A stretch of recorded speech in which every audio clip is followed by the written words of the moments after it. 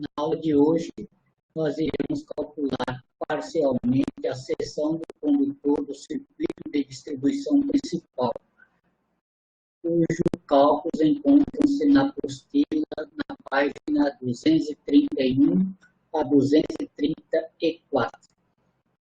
Conforme evidenciados em aulas anteriores, nós calculamos a demanda máxima em função da demanda máxima. Especificamos o transformador a ser utilizado, que será de 500 kVA. Em função desses resultados, nós iremos calcular inicialmente a seção do circuito de distribuição principal. Ou seja, iremos calcular a bitola dos condutores que irão interligar o secundário do transformador ao CCM.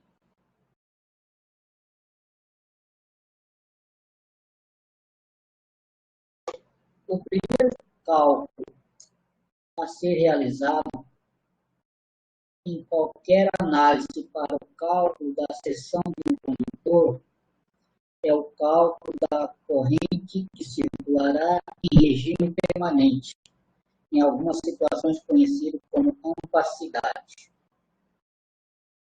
Para o cálculo desta corrente em regime permanente, torna-se fundamental as definições prévias de algumas situações. Em primeiro lugar, torna-se necessário a maneira como irá ser transportado estes condutores. No momento da concepção do projeto, nós definimos que o transformador encontrar-se na cabine e o CCM encontrar-se localizado na área industrial. Uma das alternativas que nós iremos utilizar para a interligação do transformador ao CCM seria através de canaletas com os condutores espaçados de diâmetro externo, conforme essa disposição. Uma vez definida como que os condutores serão transportados, no caso específico através de canaletas, define-se qual que é o condutor elétrico a ser utilizado dentro da canaleta. Por ser um ambiente que não requer nenhum cuidado específico, que nós iremos utilizar seria o PVC 70, ou seja, condutor de cobre com isolação de PVC 70. Definido a maneira como vai ser transportados os condutores elétricos. Definido qual é o tipo de condutor a ser utilizado, fundamental que a gente tenha qual é a temperatura ambiente no local em que irá ser instalado esses condutores elétricos. De acordo com as informações que nós obtivemos no início da elaboração do projeto, a temperatura no local é de 30 graus centígrados. Um outro parâmetro fundamental a ser definido é que, conhecida a temperatura ambiente no local, conhecido o tipo do condutor, torna-se fundamental definir qual é a corrente que nós iremos utilizar para o cálculo da respectiva seção. A corrente que estará condicionada este condutor será a corrente fornecida pelo transformador.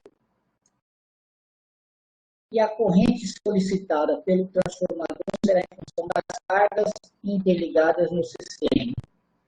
Como nós iremos dimensionar o CCM para a potência do transformador, evidentemente o cálculo da corrente procede-se calculando através da potência do transformador.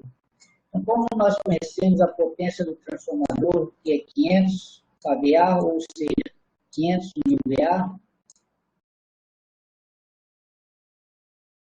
divide-se por raiz de 3,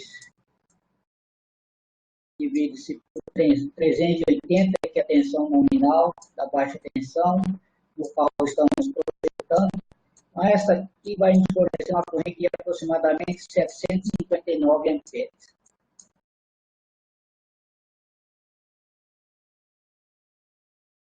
Conhecida a corrente de 759 amperes, consulta-se a norma NBR 9410 para a definição da sua respectiva seção transversal definida pela norma. Observa-se que na página 234A ou CE7, na teoria de dimensionamentos de condutores, observamos que a tabela constante da NBR 9410 para a definição da seção do condutor é essa que vocês encontram ser evidenciada aqui na tela. Ou seja, temos que conhecer o método de referência. Então, nessas informações, evidencia que condutores instalados em canaletas. Então, condutores instalados em canaletas é o método de referência B. Método de referência B. B1, no caso específico, para sistema trifásicos. Como o método de referência é utilizado, no caso específico nosso, para 3 condutores carregados, iremos utilizar como referência para a definição da seção do condutor pelo critério da ampacidade na coluna referente a B1.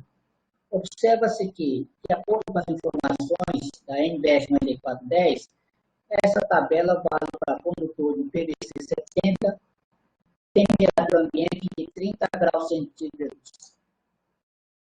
E para essa concepção utilizada, ou seja, em canaletas, como a referência B1 procede-se a configuração em canaleta, observa-se que uma corrente de 759 amperes, teríamos que utilizar um condutor de 800 milímetros quadrados.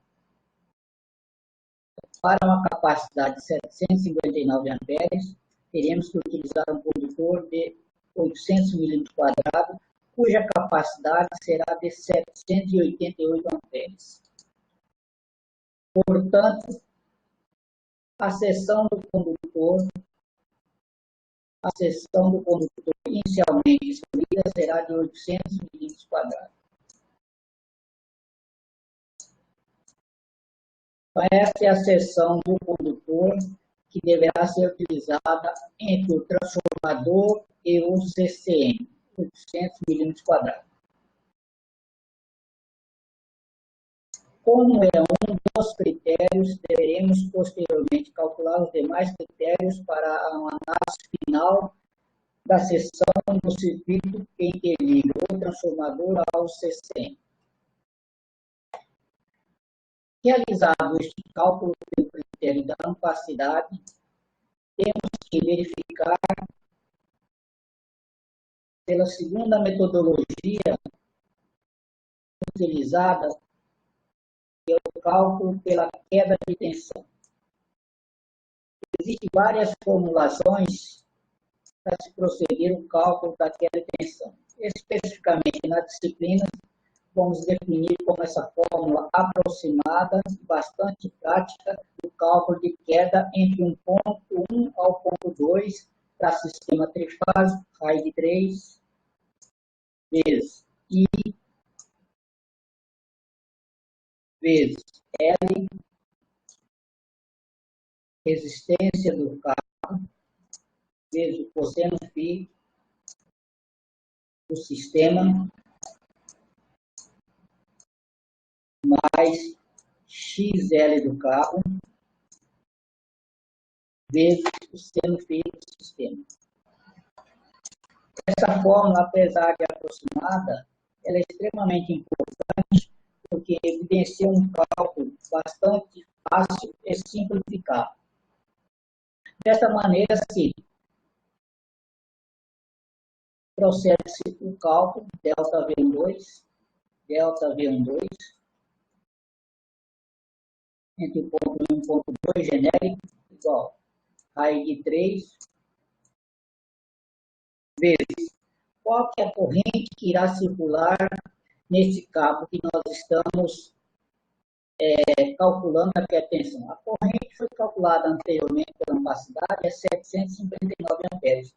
Então, substitui-se diretamente a corrente, 759 amperes, vezes a distância do CCM ao transformador. A distância do CCM ao transformador, observou-se que entre o CCM e o transformador, como o transformador não pôde ficar acoplado diretamente ao CCM, deve-se existir uma distância entre o CCM e o transformador, no qual definimos como 25 metros. Então, a distância do CCM ao transformador, 25 metros. Como a distância, essa formulação tem que ser dada em quilômetros, então é 25 vezes 10 a menos 3.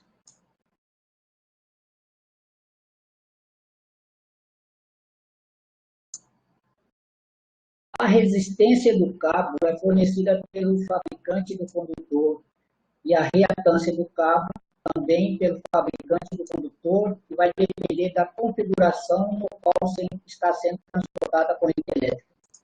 Conforme a página CE12, observa-se que, para um cabo de seção de 800 mm², nós temos que a resistência do cabo tem este valor referente à coluna da resistência, 0,026, e a reatância do cabo para uma disposição horizontal, espaçado de diâmetro externo, que é a configuração típica utilizada nas nossas canaletas, tem-se um valor de 0,16 ohms por quilômetro. Então, basta substituir diretamente esses dois valores nas formulações. Ou seja, então, a resistência do cabo é igual a 0,026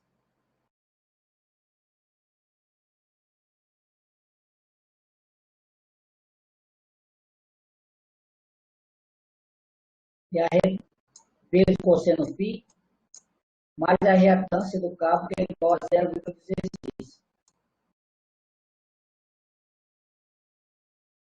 vezes o seno φ. O cosseno φ, ela é em função do cosseno φ da carga. E quando calculamos a demanda máxima, onde evidenciamos o cálculo da potência ativa e a potência reativa, no momento nós observamos que o cosseno φ, naquela oportunidade, o cosseno φ da carga era 0,93. Então, iremos substituir aqui diretamente 0,93. Se o cosseno φ é 0,93, o seno equivalente é 0,37. Observa-se que essa fórmula, praticamente nós dependemos das informações do fabricante com relação à resistência e reatâncias e do fator de potência da carga, que normalmente nos projetos nós temos essas informações. Portanto, só é uma formulação bastante fácil de ser aplicada. Nesse sentido, temos que ΔV12 variar aproximadamente, porque essa fórmula não é exata, variar aproximadamente 2,63 volts. 2,63 volts. É importante salientar que o critério de cálculo da seção do condutor pelo critério de queda de tensão, apesar de encontrar-se no cálculo da seção do cabo, na realidade, quando você aplica esse critério, você não está preocupado com a vida útil do cabo, mas sim você está preocupado com a DDP que irá chegar nas respectivas cargas.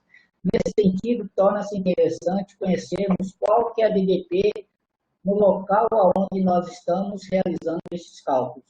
Portanto, ΔV12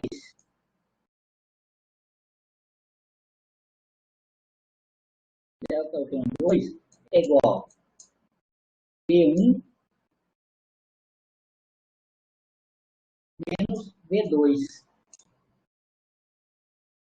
V2 é a tensão que chega no CCM.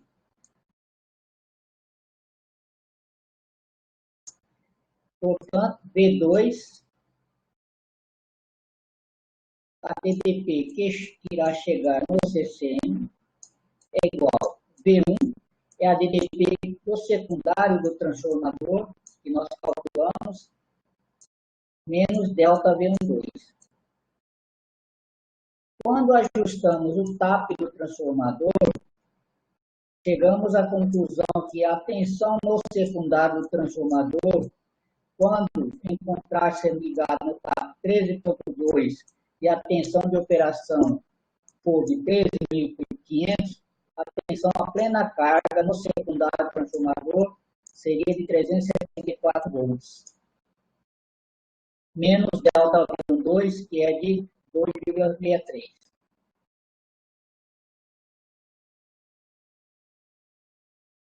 V2 no CCM,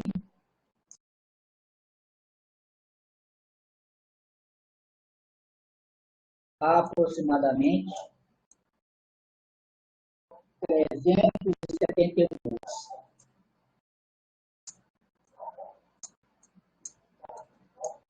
Observa-se que a tensão que irá chegar no CCM para esta condição é 371 volts. Ou seja, apesar de nós pretendermos, apesar de nós querermos que a DDP fosse 380, nessa oportunidade não foi possível. Devido ao quê? Devido ao ajuste do TAP que nós realizamos e principalmente devido à tensão de operação alta, cerca de 13.500 volts. Como V2 é 300, a tensão do CCM é 371 volts, isso proporciona uma queda percentual em relação a 380 volts de 2,36%. Ou seja, 2,36% é a queda no CCM em relação à tensão nominal. Não é uma queda expressiva, no entanto, gostaríamos que sempre essa queda fosse mais próxima de zero. Mas devido às características do sistema de suprimento, devido às limitações dos materiais de comando e proteção utilizados nas instalações, evidentemente, torna-se bastante difícil obter uma ação no final das cargas com queda de 0%. Para isso, existe a normalização, onde define alguns valores de referência. Dentro dessa análise, 2,36 é uma queda percentualmente bastante consistente para que o sistema funcione sem muitos problemas. Nessa parte do projeto, iremos então deixar a seção preliminar entre o circuito de distribuição principal e o respectivo CCM será de 800 milímetros quadrados. A partir de agora, iremos complementar as fundamentações teóricas com relação a dimensionamento, ou melhor, as fundamentações teóricas com referência a condutores elétricos. Essas fundamentações encontram seu resumo após a apostila, após a página 285, que estão referenciados como CE1 a CE38, ou seja, temos 38 páginas de fundamentações teóricas com referência a dimensionamento, especificações e algumas considerações quanto ao dimensionamento das seções dos condutores. Alguns já conhecidos, outras formulações e outras observações que nós iremos, na medida da nossa apresentação, iremos fazer as suas respectivas análises. É fundamental que nós tenhamos a consciência de que, normalmente, conhecemos como condutor de PVC-70, mas na realidade existem condutores com temperaturas das mais diversas possíveis. Conforme apresentado nessa figura, temos aí condutor com 130 graus, condutor com 200 graus, condutor, né, no caso específico, aí, até de 400 graus. No entanto, a maioria dos condutores elétricos utilizados em nossas instalações são considerados condutores convencionais, ou seja, PVC-70 e os seus similares. Com relação à temperatura de operação dos condutores elétricos, é fundamental entender de que, quando nós fizemos o cálculo da dimensionamento da seção do condutor pela ampacidade, ou seja, pela corrente de regime permanente, na realidade nós estamos definindo qual é a seção necessária para transportar uma corrente em regime permanente para que, no caso, o condutor de PVC 70 atinja a sua temperatura de operação, que seria 70 graus centígrados. É fundamental entender de que, no momento que nós dimensionamos a seção de um condutor pelo critério de ampacidade, nós estamos simplesmente definindo qual é a tensão no qual o condutor não irá exceder a temperatura no qual o material isolante torna-se suportável. No caso específico do condutor PVC 70, seria 70 graus centígrados. No entanto, os condutores elétricos estão condicionados a outros parâmetros de corrente elétrica, especificamente os condutores elétricos vinculados às cargas motrizes circulam nesses condutores correntes nominais, evidentemente, nós podemos circular corrente de partida de motores, em especial a corrente chamada corrente de sobrecarga moderada, ou seja, no entanto, no momento que o motor, enquanto está em operação e trava o eixo do respectivo motor, circula-se entre a fonte e o motor corrente de rotor bloqueado. Nessas circunstâncias, evidentemente, algum dispositivo deverá atuar.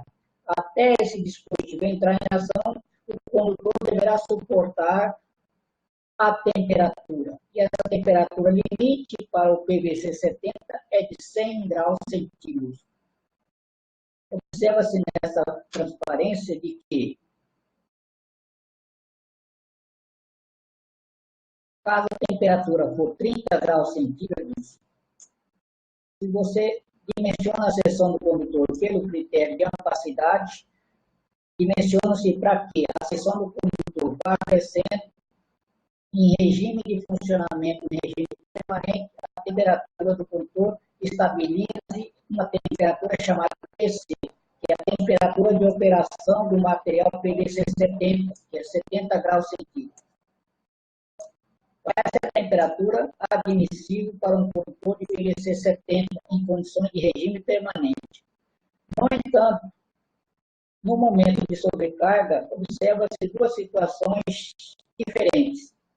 Uma situação é que, se o condutor já encontra uma temperatura de 70 graus, se nesse momento circular corrente com rotor bloqueado ou corrente de sobrecarga moderada, a temperatura poderá elevar-se até um valor de 100 graus centígrados.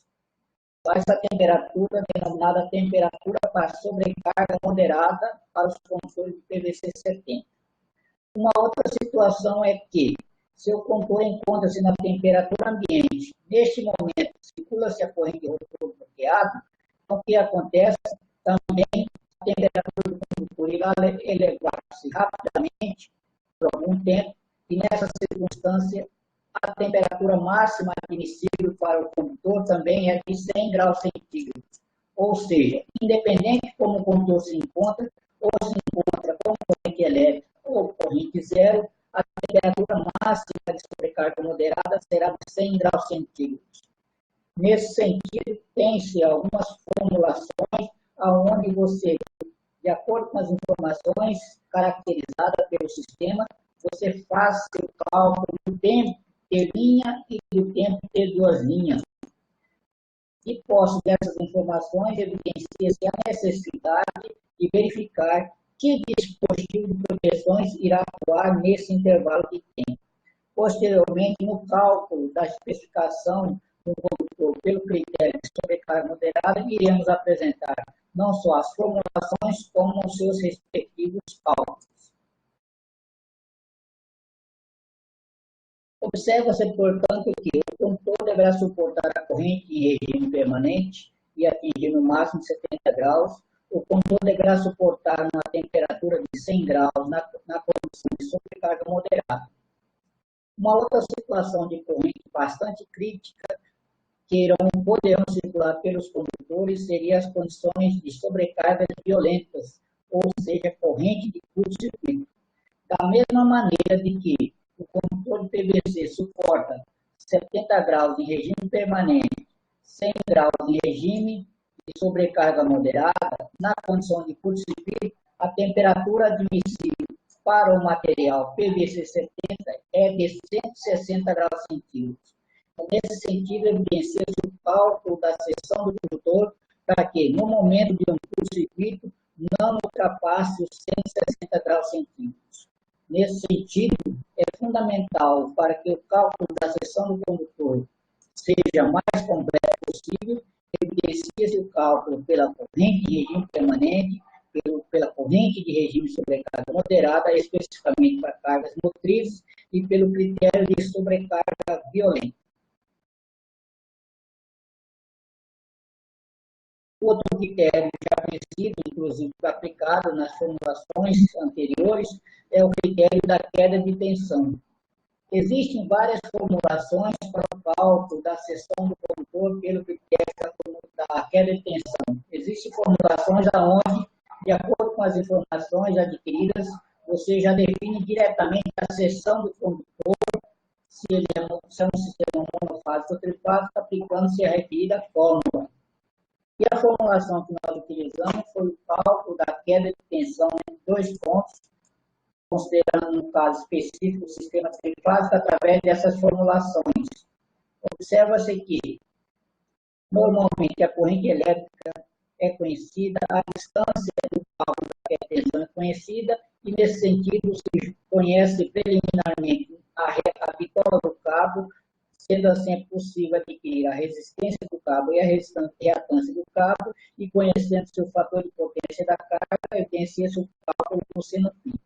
Todas as informações praticamente obtidas pelo fabricante ou pelas características da carga do sistema no qual você está calculando a queda de tensão. Conforme evidenciados no cálculo da queda, é um parâmetro de cálculo de queda. No entanto, a preocupação específica deste critério é preocupado não com a vida útil do cabo, e sim com a diferença de potencial que irão chegar nas respectivas cargas. Para o cálculo de queda de tensão, observa-se que muitas formulações levam-se em consideração somente a resistência do cabo. Isso procede-se geralmente quando você tem seções de condutores de pequena capacidade. Observa-se nessa tabela, por exemplo, um condutor de 1,5 milímetro, a sua resistência é equivalente a 62 vezes mais do que a reatância do condutor. Então, nesse sentido, procede-se eliminar ou desprezar a reatância do cabo e considerar somente a predominância da sua resistência. No entanto, à medida que a seção do cabo vai aumentando, observa-se que, por exemplo, um cabo de 120 milímetros, aproximadamente, o valor da resistência tem a mesma influência do valor da reatância. Então, nesse sentido, observa-se que já há necessidade de considerar não só a resistência, como a reatância do cabo. À medida que a seção vai aumentando, na verdade, as coisas vão se invertendo, ou seja, o parâmetro da reatância vão se tornando preponderante face à resistência. Na realidade, eu recomendo, no cálculo da queda de tensão, levar, independente da seção do cabo, seja pequena ou elevada a seção, levar em consideração os 2 parâmetros, que são 2 parâmetros praticamente fornecidos diretamente pelos fabricantes ou pela NBR 9410 com relação à resistência e reatância do cabo. No momento do cálculo da seção do condutor, observamos que calculamos inicialmente pelo critério da capacidade, pelo critério da queda de tensão, pelo critério de sobrecarga moderada, pelo critério de curto-circuito. Procede-se, em determinadas circunstâncias, o dimensionamento econômico da seção do condutor. Existe na I3E esta formulação aproximada como uma formulação mais completa. Iremos analisar e dimensionar durante um projeto didático qual é a seção econômica recomendada. Observe-se que o cálculo da seção econômica são fundamentais o conhecimento da corrente elétrica que irá circular pelos condutores elétricos, horas de funcionamento dessa corrente no condutor durante um período de 1 ano, quantidade de anos que nós iremos considerar a nível de projeto, normalmente usa como referência 10 anos, preço dos cabos e a seção dos respectivos cabos, S1 e S2, e principalmente o custo da energia, ou seja, da tarifa da energia elétrica.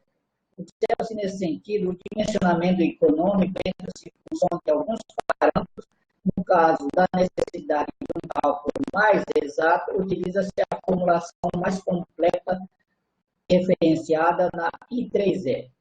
No entanto, essa formulação já fornece um valor bastante razoável para o entendimento e o dimensionamento da seção do condutor em função levando em critério a seção econômica.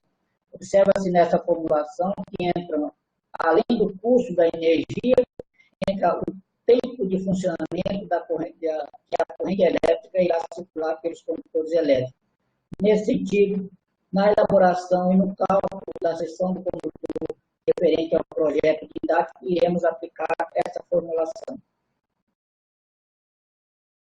Hoje, principalmente com a predominância ou com a frequência relativamente elevada das cargas eletrônicas, observa-se que a necessidade de determinada circunstância do cálculo da seção do condutor pelas harmônicas. Fundamental que o projetista tenha as realidades das correntes harmônicas preponderantes naqueles condutores para que se evidencie o cálculo mais correto da sua especificação. Na realidade, a norma NBR 5410 usa nas suas tabelas essas referências. Quando se vai dimensionar a seção do condutor elétrico, é importante ter ideia, principalmente da densidade de corrente que os condutores no qual nós estamos utilizando. Observa-se nesta figura ilustrativa de que no eixo dos Y nós temos aqui, eixo dos Y, ampere por milímetros quadrados. Ou seja, se você tem um condutor com uma determinada seção, qualquer corrente que poderá passar em cada milímetro quadrado desse cabo. Observa-se que ela não é constante. Para seções de dimensões bastante pequenas, por exemplo, seção de 1 milímetro quadrado, se você tem um cabo de 1 milímetro quadrado, com um condutor elétrico, um fio de 1 milímetro quadrado, ele consegue transportar aproximadamente 12 amperes,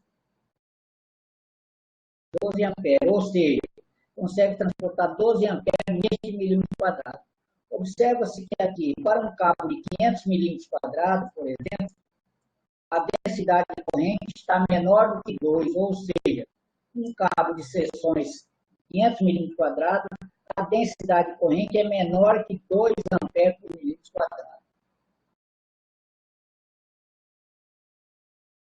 Essas informações podem ficar mais claramente definidas na NBR 5410. Observa-se que nessa tabela constante aqui da NBR 5410, vamos pegar como referência aqui a coluna do método de transporte dos condutores elétricos, como método B1, para 3 condutores. Observa-se aqui um fio de 1 milímetro quadrado, nessa concepção, conforme nós já evidenciamos naquela, ela tem a capacidade de conduzir 12 amperes. Ao passo que, se nós pegarmos um condutor de 800 milímetros quadrados, foi aquele cabo que nós calculamos parcialmente para transportar, para interligar o transformador ao CCM. Um condutor de 800 milímetros quadrados tem uma capacidade de condução de menos de 800 amperes, ou seja, um cabo de 800 milímetros quadrados conduz, em média, 1 ampere por milímetro quadrado. Então, é fundamental que os projetistas tenham essa informação da seguinte fundamentação. Quanto maior a seção do cabo, menos corrente elétrica por milímetro quadrado o cabo tem a capacidade de transportar. Nesse sentido, torna-se mais ou menos coerente que, se possível, sempre usar condutores de menor seção. Nesse sentido, fica caracterizado que, normalmente, no secundário do transformador que irá interligar no CCM, dificilmente encontramos um transformador com um cabo por fase. Normalmente, os projetistas e os montadores utilizam mais do que um cabo por fase, ou seja, existem situações com 4 cabos por fase, 6 cabos por fase. utilizando-se desta maneira condutores de menor seção com maior capacidade de condução de corrente elétrica. Nesse sentido, o custo de aquisição daqueles condutores vão ser mais adequados do que se nós utilizarmos condutores de maior seção. Por isso que a maioria das instalações utilizam-se de mais de um condutor por fase. É claro que, para se complementar esta análise, é fundamental nós termos uma ideia do preço de aquisição do carro por unidade de comprimento. Aqui nós temos aqui o preço em dólar por metro. Observa-se aqui o preço em dólar por metro evidenciado de acordo com as informações apresentadas pelos fabricantes dos condutores elétricos. Observa-se que na seção X nós temos a seção do carro em milímetros quadrados e no eixo Y nós temos o preço do carro em dólar por metro.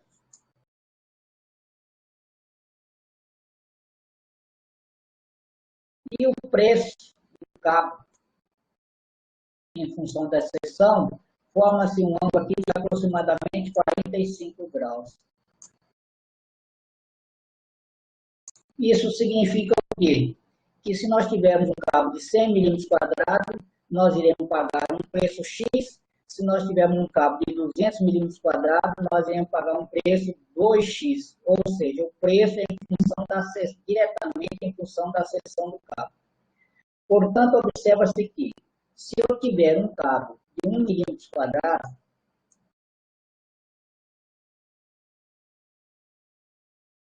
se a densidade de corrente do cabo é de 12 amperes,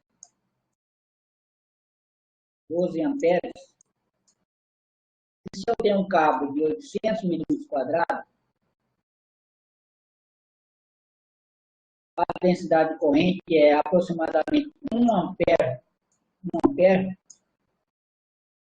É claro que esse cabo de seção maior, apesar de conduzir bem menos corrente por milímetros quadrados, os fabricantes dos condutores elétricos, evidentemente, eles vão cobrar pelo material gasto para o transporte das correntes elétricas. Então, relativamente, ele cobra em função dos 800 milímetros quadrados. Por isso, os cabos de maiores seções, quando você analisar em função da sua capacidade de condução, da sua densidade de corrente, torna-se interessante você utilizar seções de menor bitola, ao invés de seções maiores, onde vão ter menos densidade de corrente e, evidentemente, um custo de aquisição maior.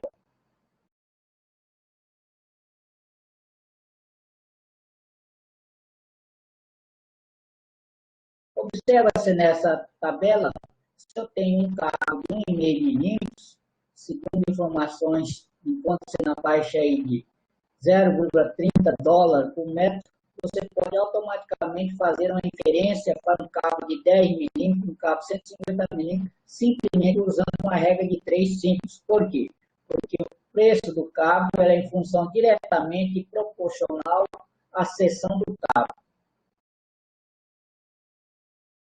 Um outro parâmetro, quando se calcula as quedas de tensões, e principalmente define a tensão nominal no qual o sistema irá funcionar, conforme evidenciado, inclusive, em falas anteriores, a tensão em 220 proporciona uma queda significativa em relação a 380 e em relação a 440. Ou seja, quando você usa uma instalação em 440, ela torna-se mais interessante, com menos perdas do que em 380, e o 380 apresenta menos perdas em relação a 220.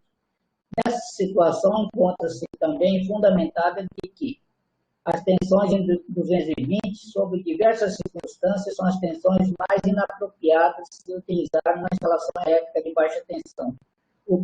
Recomenda-se normalmente 380 ou 440 volts a nível industrial. Outro parâmetro que deve ser analisado com relação ao dimensionamento de condutores elétricos é com relação ao fator de agrupamento.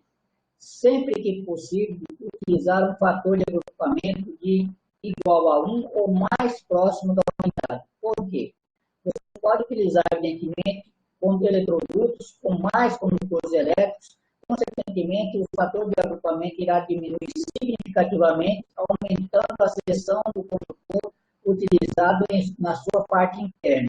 Recomenda-se utilizar o fator de correção devido ao agrupamento em locais onde não é possível aumentar a seção do condutor e que você tenha que transportar uma quantidade significativa de condutores internos a esse eletroduto. Somente nesses casos excepcionais. Caso contrário, dimensiona-se o sistema elétrico com mais de um eletroduto, onde utiliza-se um fator de agrupamento sempre que possível mais próximo da unidade. Quando se vai transportar corrente elétrica via condutores elétricos, principalmente envolvendo distâncias significativas em baixa tensão, média tensão, alta tensão, mais especificamente em baixa tensão, a necessidade de fazer as transposições dos cabos para que, durante o trajeto dessa corrente elétrica, ele equilibre-se a impedância do sistema. A impedância do sistema depende da configuração no qual é transportado os condutores elétricos. Como sugestão, apresenta-se essas duas alternativas, onde nós temos um condutor por fase e, na alternativa a seguir, 2 condutores por fase. Uma vez realizada o cálculo do dimensionamento da seção do cabo, torna-se fundamental verificar a estimativa final do cabo a ser utilizado. Nesse sentido, em qualquer circunstância que se calcule a seção do cabo, é importante que faça um cálculo aproximado da temperatura final em que os condutores serão submetidos. No caso específico do projeto, na seção do condutor do circuito de distribuição final, podemos prever a temperatura final do condutor com aproximadamente a temperatura ambiente considerada foi 30 graus, mais a temperatura DC do cabo é PVC 70, foi 70 graus, menos 30, sobre I sobre Z. O que é o I? I é a corrente real que vai passar pelo cabo. A corrente real que vai passar pelo cabo é 759 amperes. Então, 759 amperes.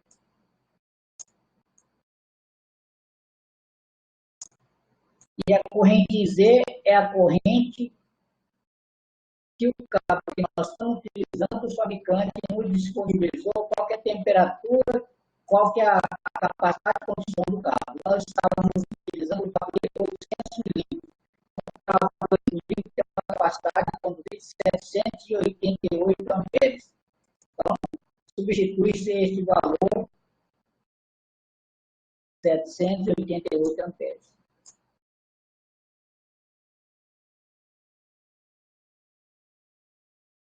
Ao quadrado, dessa forma, obtém-se uma temperatura aproximada de 67 graus. Plenamente dentro das nossas realidades, por quê? Porque estamos utilizando um cabo com capacidade um pouco superior à corrente real do sistema. Observa-se que se o I for igual a Z, e TC for 70 e TA 30, a temperatura final prevista será 40 mais 30, ou seja, 70 graus, que é a temperatura prevista pelo material isolante.